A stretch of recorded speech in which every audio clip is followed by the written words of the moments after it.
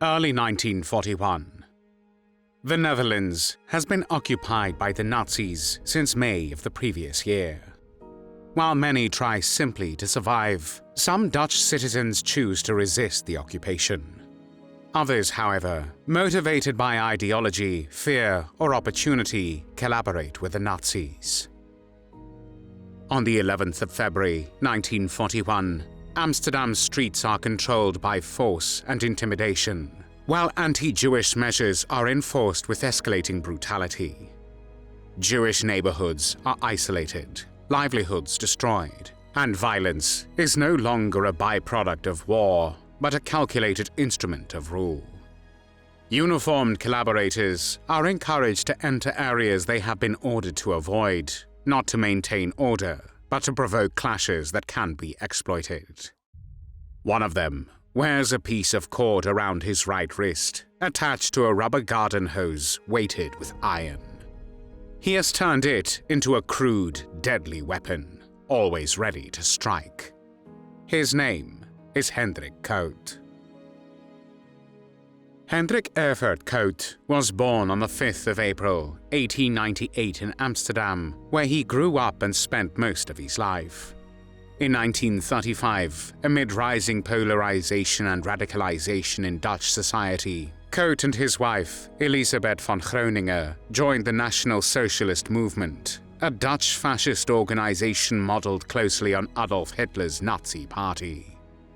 Their decision placed the family firmly within an extremist political subculture that rejected parliamentary democracy and embraced authoritarian rule.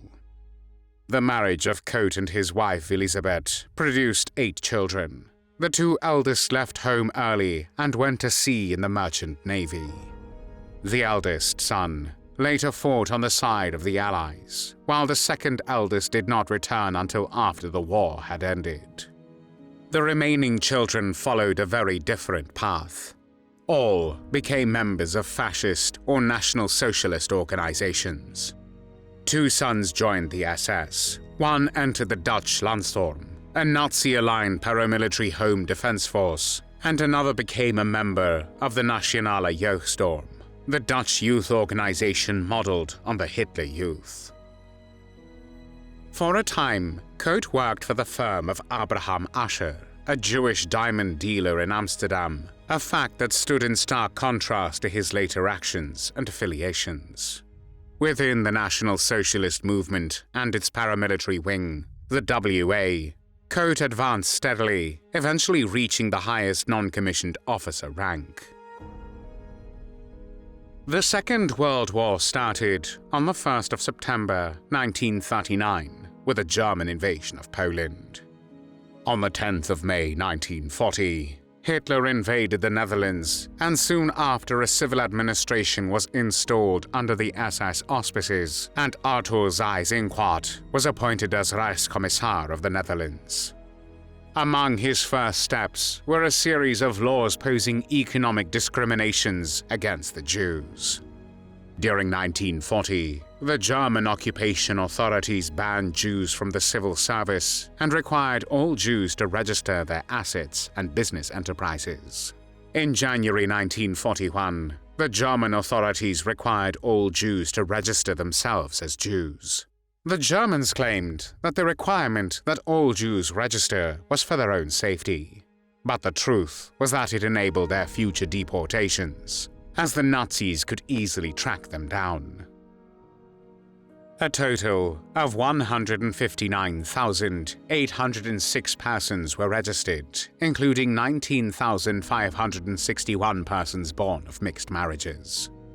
The total number included some 25,000 Jewish refugees from the German Reich. By early February 1941, street violence in Amsterdam had ceased to be incidental. It had become deliberate, organized, and increasingly aggressive. Members of the WWII moved through the city with growing confidence, targeting Jewish neighborhoods and businesses. Cafe owners were pressured to display newly issued signs declaring "Jews forbidden" and "Jews not wanted." Those who refused were intimidated, harassed, or assaulted. In and around the Jewish quarter, tensions escalated rapidly. On the afternoon of the 11th of February 1941, Hendrik Koot took part in a provocative action as approximately 45 WA men marched through Amsterdam's Jewish quarter. Moving in formation, singing and chanting, the group openly sought confrontation. Their march led them toward Waterloopplein, a central square in the heart of the Jewish district, where violence was intended rather than avoided. Word of the action spread quickly, and a communist fighting group was warned and moved in to defend the area. In the early evening, as the WA entered the square, a violent clash broke out.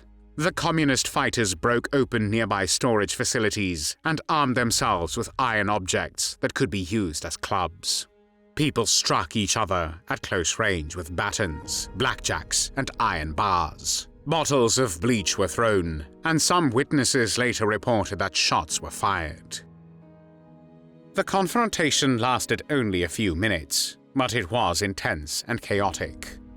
When the fighting ended, Koot was left lying unconscious in the street. Police later found him still holding a homemade blackjack, a rubber hose weighted with iron and strapped to his wrist.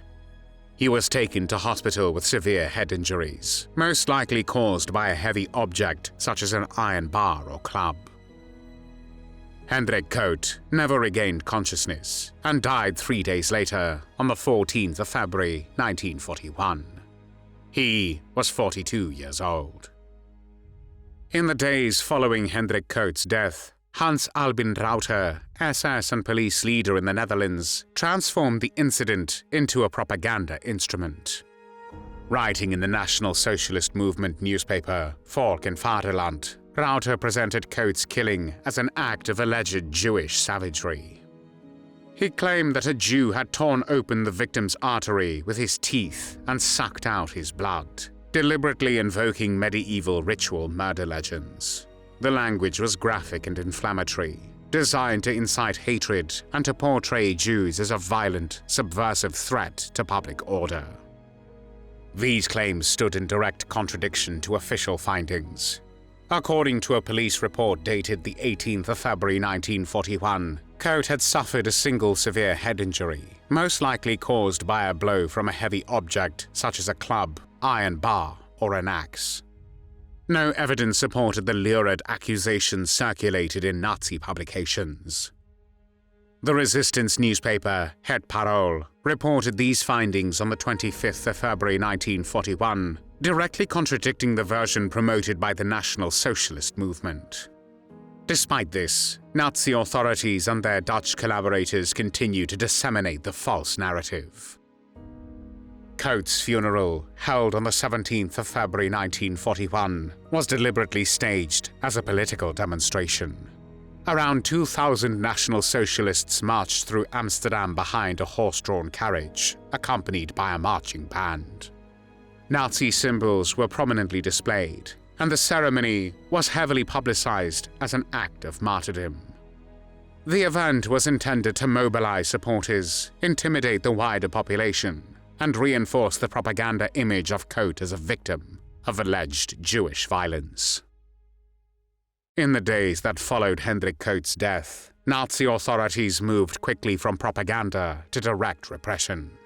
On the orders of Hans Böhmke, deputy to Reichskommissar Arthur Seyss-Inquart and a senior Nazi official in the Netherlands, the Amsterdam Jewish Council was imposed, placing the burden of enforcing German regulations onto the Jewish community itself.